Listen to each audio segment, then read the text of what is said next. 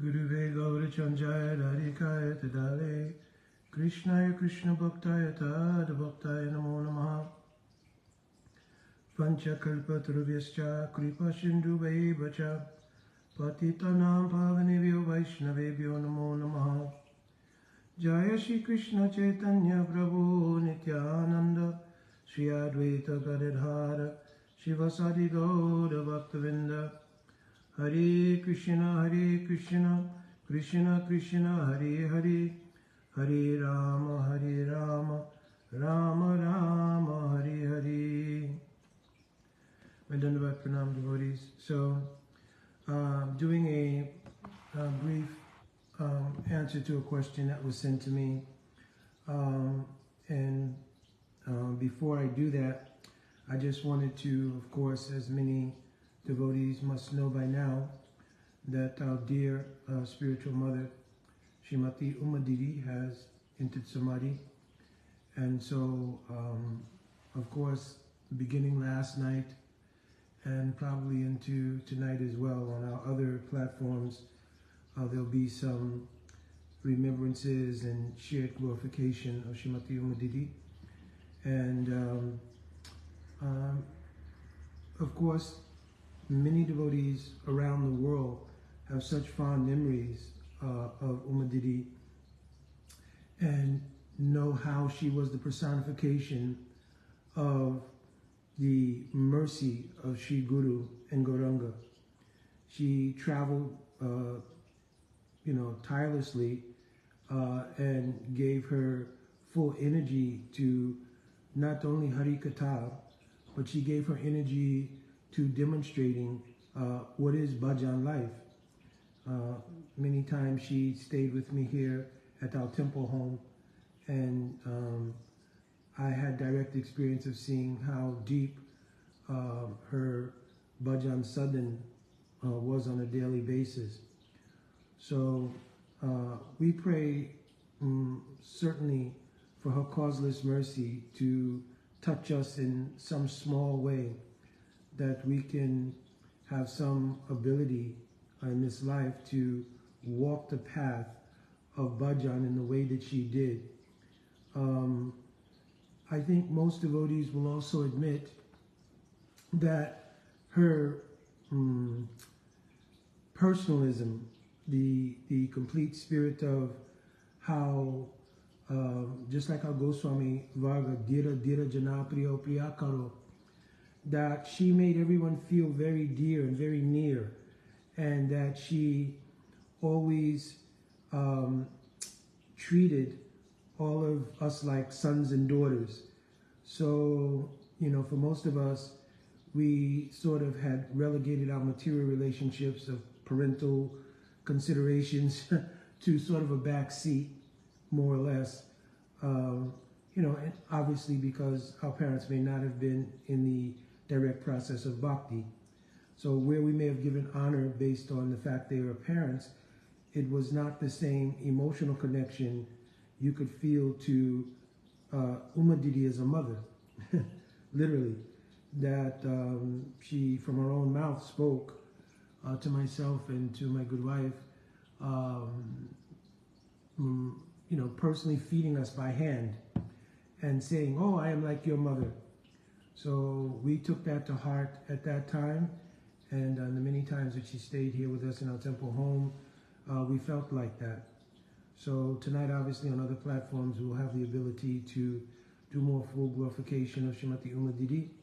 So touching her lotus feet, as well as the lotus feet of my Guru Pada Padma, Nityalila Pravishtam Vishnu Pada Paramahansa, Ashtottara Satasya Machal Bhaktivedanta Narayan Goswami Maharaj, and of course, our Param Guru Devs, Srila Bhaktivedanta Swami Maharaj, Srila Prabhupada, and Acharya Keshri, Srila Bhakti Pradhan Kesha Goswami Maharaj, and our entire Rupanuga Guru Varga.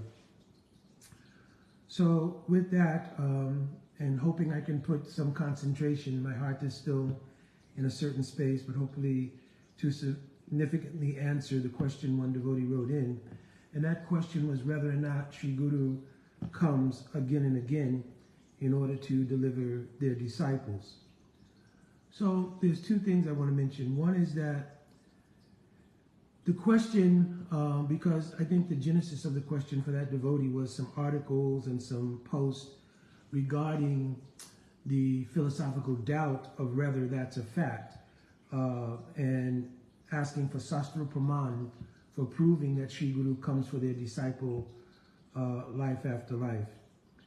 But one thing we should try to grasp is that all Tattva Siddhant, all Sastra Praman, are there to give support and seva to the bhav of bhakti. They are not the controllers of bhakti. All gyan is the servant of bhakti. All vairagya is the servant of bhakti, not opposite way around. So we also accept among 10 pramans arsa or sadhuvakya, means the saying of sadhus. And we have in our direct experience Srila Narottam Das Thakur saying, Chakudhan diloye janame janame prabhu se. Then he's also saying, Lokanath lokera jivan.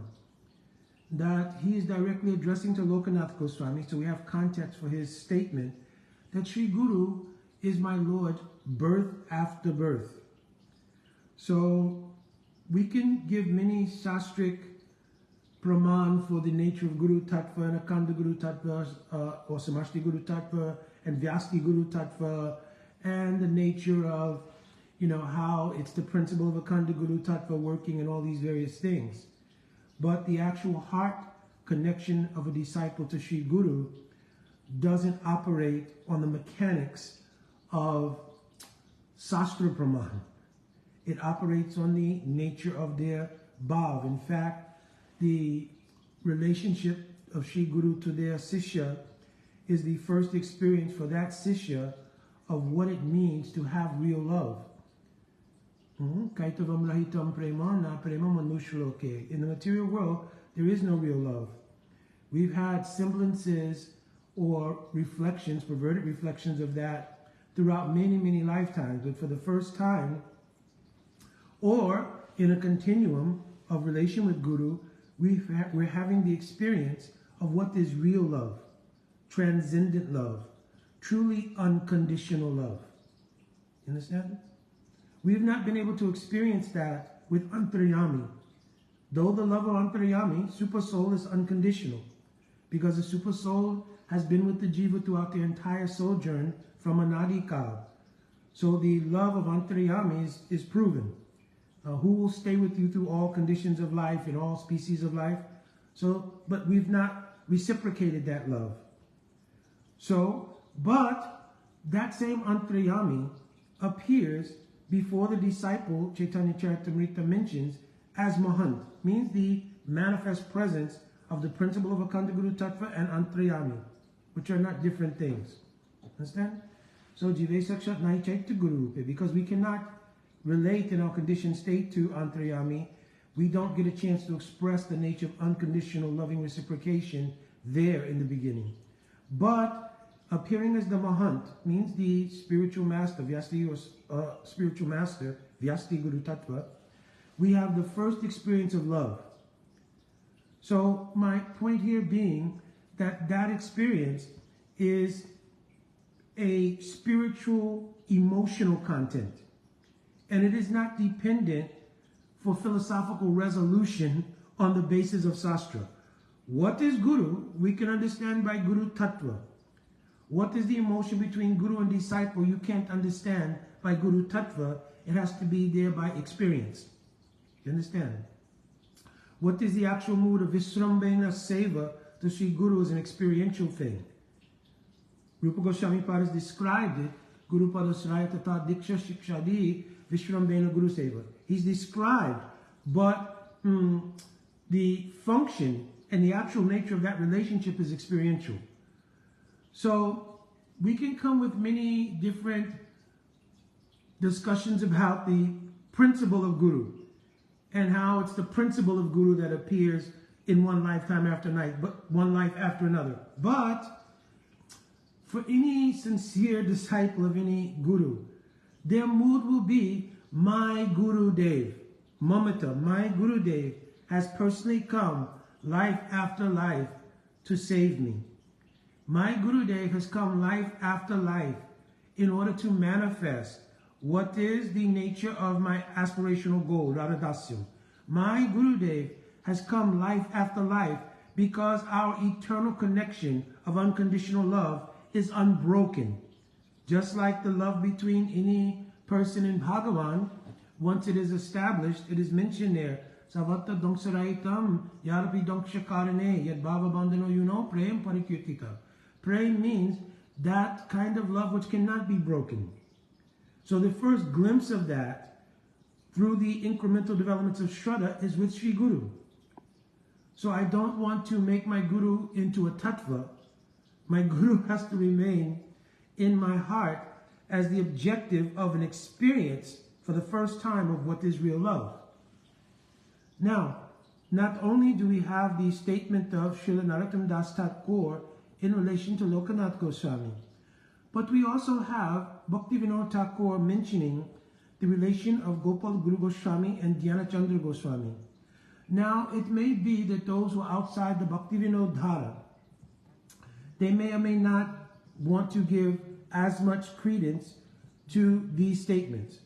But of course, it is mentioned that once during difficulty, after the, quote, samadhi of Gopal Guru Goswami, some difficulty arose, and Dhyana Chandra Goswami in great despair was trying to resolve that issue, only to learn from travelers from Braj that they saw his Gurudev roaming there in Braj. So this is also one point. What is the nature of the root of Sri Gurudev? According to the maturation of the disciple, they will see either my Gurudev has simply appeared in this life, in this form, and has helped me to start to traverse the path of samsara, right? Over the obstacles of samsara. They'll see like that. More mature, they will see my Gurudev has appeared in the expansion of the Kripa Leela of Mahaprabhu. Ajapi se Leela kare gora roy kon kon bhagavan deki bhai pai. The Leela of Mahaprabhu is going on even to this day. And my Gurudev in his Sadik Roop, he's a manifestation of the actual personification of the extension of that Gaur Leela. And the nature of Gaur Leela is so merciful that it extends down and touches the Jiva, where so much adhikar is needed to enter into the Madhurya or exclusive Leela of Sri Radha Krishna Yuga. Therefore, if you want to arise in the Antaranga of Sri Radha Madhav Seva, you have to enter through Gaur Leela. That Gaur Leela is so adhurya, so magnificent, it extends out and touches those jivas who from Anadikal have been conditioned. Also, if you study closely Sri Guru Ashtakam, that in the second shlok of Sri Guru Ashtakam, it is mentioned there, Mahaprabhu Kirtana Nitya Gita. What's the significance here? Significance here is that following the dhyan, the meditation of Sri Guru Ashtakam, my Gurudev has appeared and saved me from the cycle of samsara and giving me the rope called Shraddha. And through that rope of Shraddha has begun to pull me gradually from the cycle of samsara first into Mahaprabhu Kirtana Nitya Gita Varitramadin, understanding what is Gaur Leela.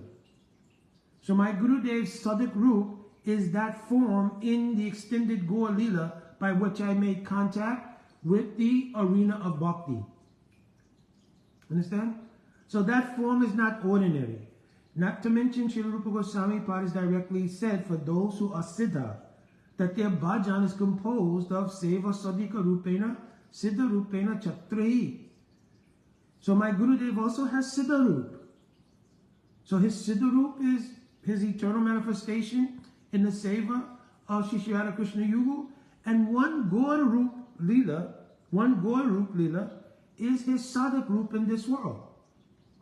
So why disciple cannot meditate my Gurudev, inclusive of with this feature, that feature, etc., will come from me birth after birth. In your next birth, you cannot remember sometime what happened 2 days ago, what to speak of in a previous life. How you confirm yea or nay that same Guru has come for you or not, except by trying to apply logic and philosophy and all these different things. And again, my original point was how important is the application here of philosophical principles. Do you need to analyze what is love? Do you need an analysis? Do you need to microscope it? What is love? Let me analyze the components. Let me see. Let me apply the science here. No. The science is applied to get an outcome. And when that outcome is reached, we want to experience the outcome. So even now, we want to experience something, what is love. And from the beginning of Shraddha, Ado Shraddha, coming into the actual nature of Shraddha in relation to Sadhu Sangha, into the influence of Swarup Shakti in the form of Bhajana Kriya, right? Because Swarup Shakti influences even in Shraddha. If Swarup Shakti Prabhav means influence was not there, not Swarup Shakti substance, Swarup Shakti Prabhav was not there, then you could not truly have the effect of Shraddha. And what is the effect of Shraddha? Shraddha Anupayani Varajam Bhakti Unmukha Chitti Vritti Visesh. From a Nadi Kal, you've not been able to turn away from the material energy. Clearly explained in 11th Canto Bhagavatam. I've quoted so many times. In Nadi Vijay Yuktasha, Purusha Shavedatmanam Swato Na Sambhavanti Anya Gyanata Gyanatva Gyanadobhavet. It requires another person to give you the mercy to even be able to turn away from the material energy. So Shri Guru is the dispenser of that Shraddha. You understand? And the nature of that is Gyanatva, means the realization of Guru, right? And also Gyanada. So this word da means to give. So the disposition under which Shri Guru gives this Shraddha into the heart of any aspiring or any fortunate jiva, that da, that propensity to give, is love and affection. Kripa. You understand? Their love and affection is manifested as kripa. Right? So we should think that this love and affection is to be reciprocated with on an experiential level.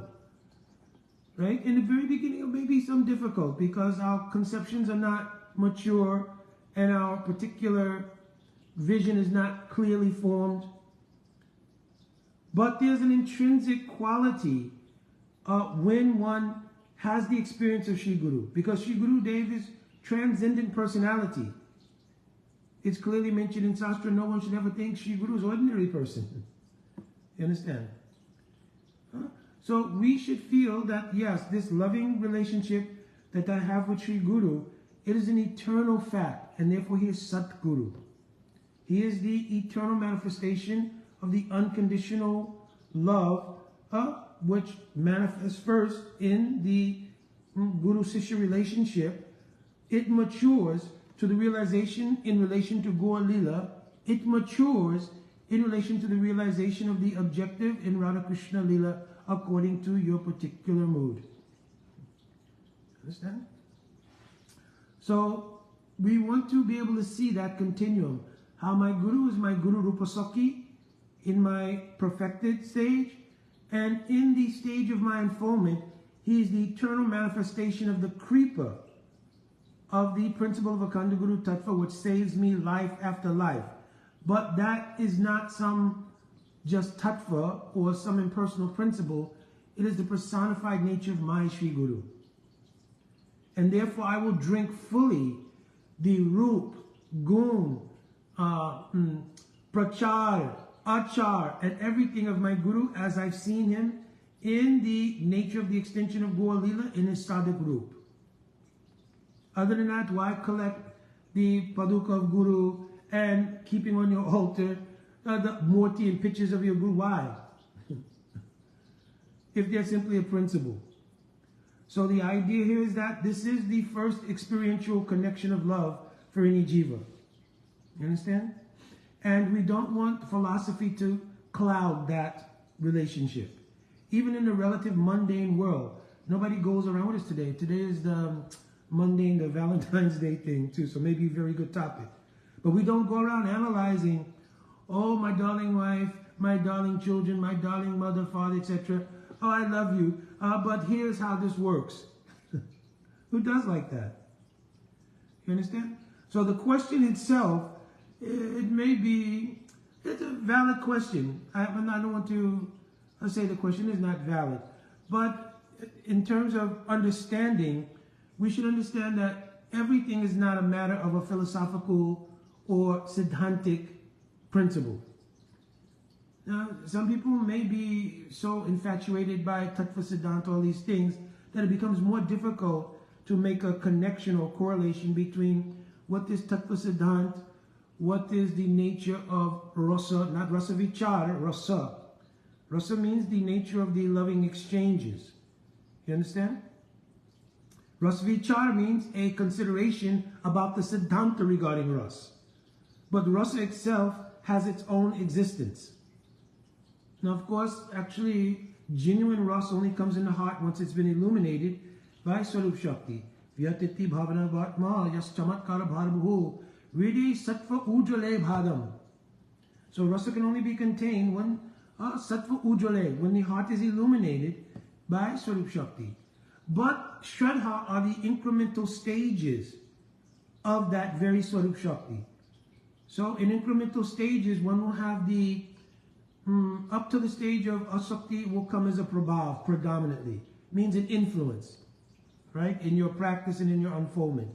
In the stage of asakti, it will then appear as the abhas of an actual eternal parikar's mood.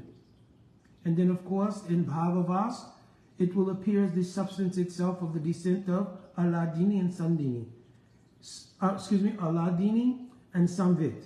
Sandinis are automatically indicated, because when you talk about the descent of Swarup Shakti, it indicates the place of its descent. So that place would have to be Sandhini Shakti.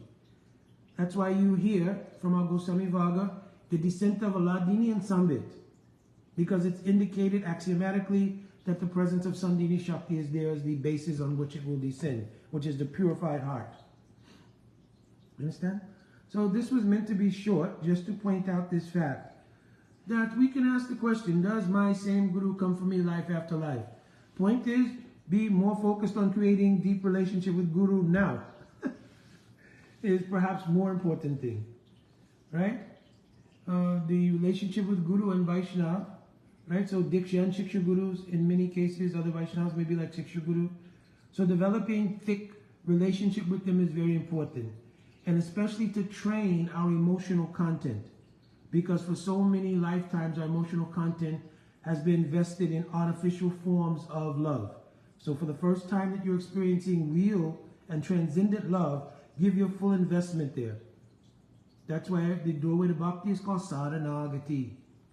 Right? So first, make your sadhanagati and your prapatti there at the lotus feet of Sri Guru with mamata and with emotional content.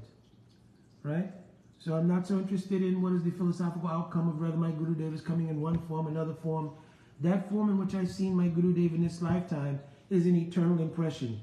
Praktanaka duni chasti yat sat bhakti vasana. The bhakti vasanas are created by your practice in relation to Sri Guru.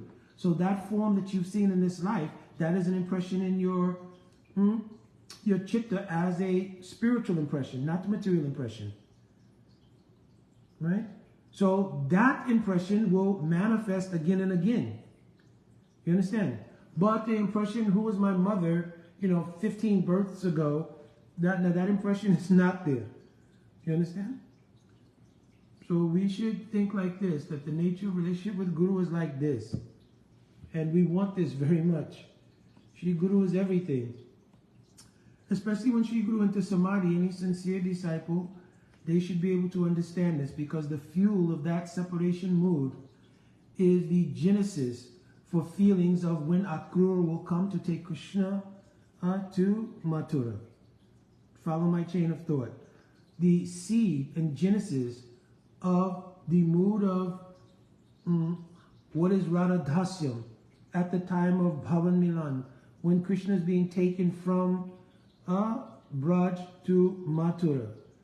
The seed genesis of that feeling is the feeling generated by Sri Gurudev's Samadhi.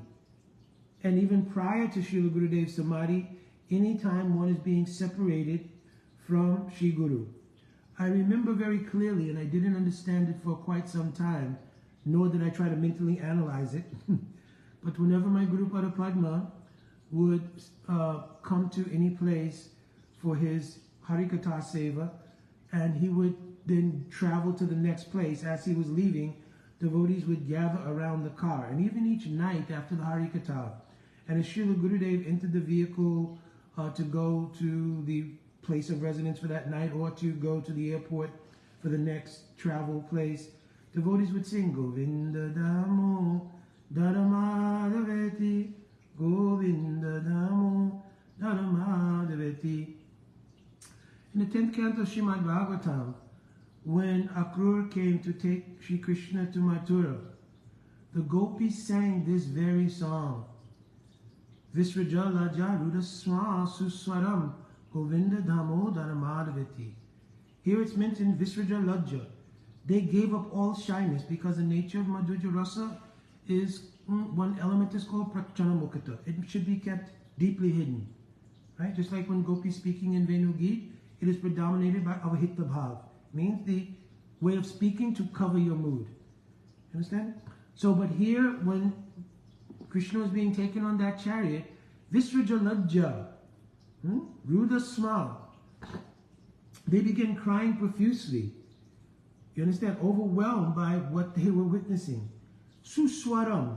So suswar means like the musical notes, right? Like sa re ga ma pa da ni sa, right? These are swar in Arohan and Avaroham way, going up and down a musical scale. This is called swar. So here it's mentioned suswaram, one musical note and hence melody that manifested in their open expression now of love towards Krishna in front of all. And it came out as Govinda Damo Dharamadaveti. Right? So many meanings are here, and this is not the subject matter speaking, but the point here being, my Guru Pada Padma reciprocated this mood with us each time he would be leaving. You understand?